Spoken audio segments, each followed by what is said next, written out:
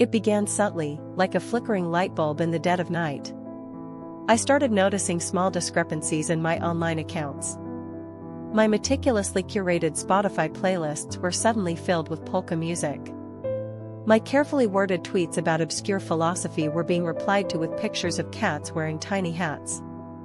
At first, I laughed it off. Someone was clearly messing with me, probably a bored friend or a coworker with too much time on their hands. Harmless pranks, right? But then it escalated. My Amazon recommendations shifted from existential literature to inflatable pool toys. My meticulously crafted LinkedIn profile was subtly altered to suggest I was fluent in Klingon. My heart started to pound. This wasn't funny anymore. Someone was deliberately trying to make me look ridiculous, to undermine my online identity. I spent hours trying to figure out who was behind it. I checked my security settings, changed my passwords, and scoured my social media for clues. I even considered contacting the authorities, but what would I say? Someone is making fun of my online presence? It sounded absurd, even to me. I felt violated, exposed, and utterly helpless. Then, one evening, while staring blankly at my computer screen, a thought struck me. A few weeks prior, I had a particularly heated argument with my neighbor, Mrs. Henderson, about the placement of her garden gnomes. I remember her muttering something about getting even as I walked away. Could it be her?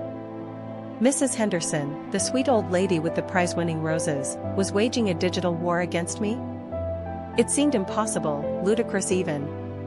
Driven by a mixture of curiosity and desperation, I decided to investigate. I waited until late at night, then crept onto her property and peeked through her living room window. There she was, hunched over her computer, a mischievous glint in her eye. But it wasn't my accounts she was tampering with. It was her own. Her Facebook profile picture now featured her dressed as a pirate. Her status updates were filled with nonsensical song lyrics. I watched in stunned silence as she cackled to herself, clearly enjoying her digital escapades.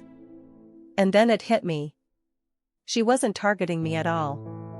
She was simply exploring the internet, discovering its absurdities and embracing its anonymity. My tormentor wasn't a vengeful hacker or a disgruntled coworker. It was an elderly woman who had just discovered the joy of online chaos.